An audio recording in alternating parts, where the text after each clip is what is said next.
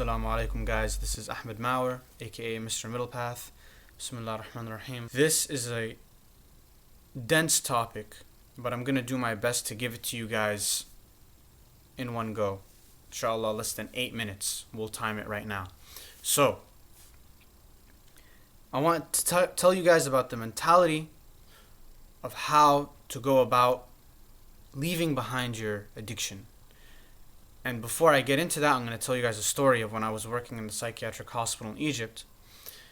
We had a person who had quit heroin for 8 years. And not only had they quit it for 8 years, they had been so successful in quitting that they were actually an addiction coach, coaching people it's called Narcotics Anonymous. They were coaching people in Narcotics Anonymous program, and they were helping people get on their feet and get better.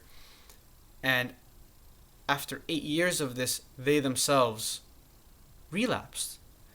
And it wasn't a full-on relapse as in the person started doing heroin again. It was more of a thing, you had family problems, stress, life happened, something happened, and that person took some painkiller pills to, chill, to just chill.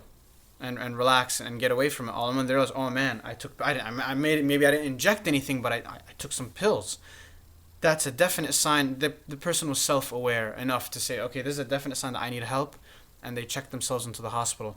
They were upset with themselves, devastated, questioning how their life ended up in this position. Now, alhamdulillah, that person has left the hospital and they got a lot better and they're on track again with their life. But this story was a very important story in that the mentality that people have of quitting addictions nowadays is just that. You're going to quit an addiction. What does that mean, that you're going to quit an addiction? Can you quit being a human being? Can you quit having certain desires? Can you quit? I mean, you can kill yourself, obviously, but aside from that, can you ever quit life? No, you can't. It's a part of who you are.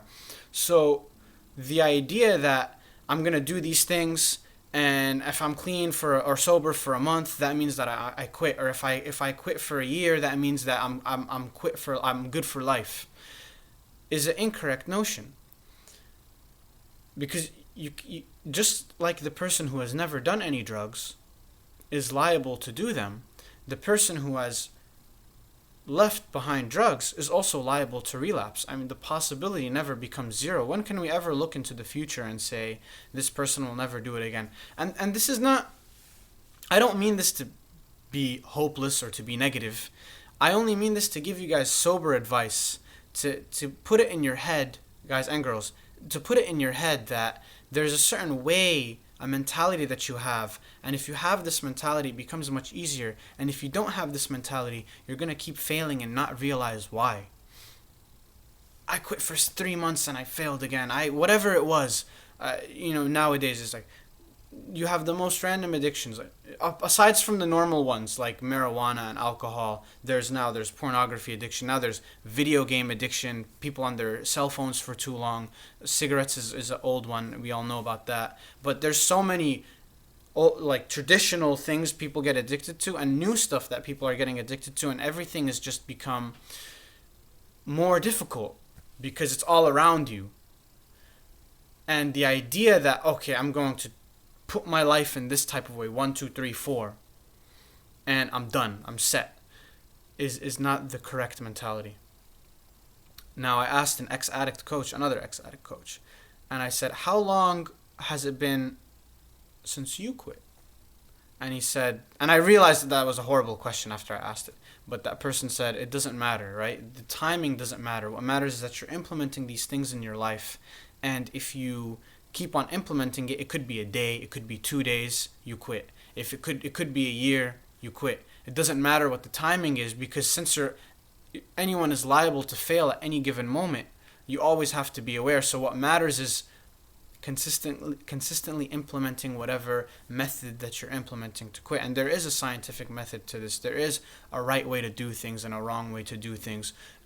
No one is going to say, and there's many different right way to do things, right? But there's a more right way to do it. So no one is going to say, I have diabetes and I'm going to use my willpower to quit and get rid of my diabetes. No, there's things that you do, certain diets that you take, medicine that you take if the diabetes is very severe, certain processes that people use to reverse their diabetes through eating a very strict diet, and different types of things. So it's the same thing with addiction. There's certain things that you do that you have to do for the rest of your life. You can ease up on it.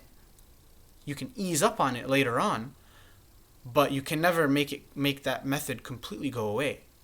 You always have to put it in place because you're always going to be human. So I'm going to give you guys a level example, not as a video game. In video games, you level up and you stay that way. In real life, we level up and we go down again and we go up again, and life hits us and we go down again.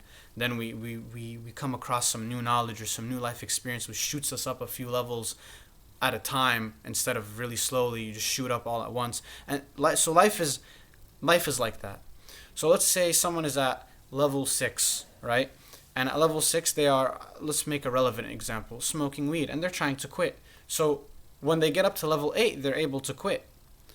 But life hits them and they're not really pushing with their method to quit, whatever that method is. And they go back down to level 6. Well, when they go back down to level 6, what happens? They relapse. And they see someone else, man, that other guy, so-and-so, they quit and it's been years. How did they do it? Well, that person didn't really quit. What happened was, if that other person was at level 6, they moved up to, let's say, I don't know, level 20.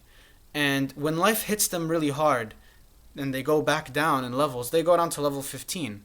For example, we're just using numerical examples to give you guys an idea, and girls. So they go down to level 15. But level 15 is still so far away from level 6 that person has a long way before they relapse.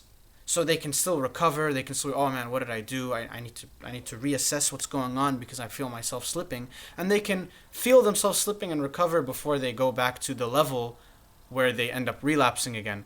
So obviously, in the beginning, you have to take a very aggressive approach and go really hard. And then later on, you can kind of chill and coast with your method. And it's kind of like taming a lion, right? Imagine a circus and you have to tame a lion. Just because you tame a lion, I mean, in the beginning, when you tame the lion, you have to be very, very strong in your method to tame the lion. Afterwards, when the lion is tamed, you still have to be on your guard. You don't have to train it, you don't have to do the things you did before because it's already trained, but you still have to update and you still have to keep up with the lion, and you can never forget that it's still a lion, right? Just because you tamed the lion, it didn't stop being a lion. It can still bite you, it can still hurt you, and you always have to be aware of that. And yourself, in Arabic we have in Islamic terminology, we have the nafs ammara, the orderings of the self that orders you to fulfill its needs. In whatever way, a good way or a bad way. If it has a need, it doesn't care how it's fulfilled. That's like a lion. You have to tame your lion and train the lion. And once it's tamed and trained, it'll be more likely to listen to you and it'll give you less problems, but it's still a lion.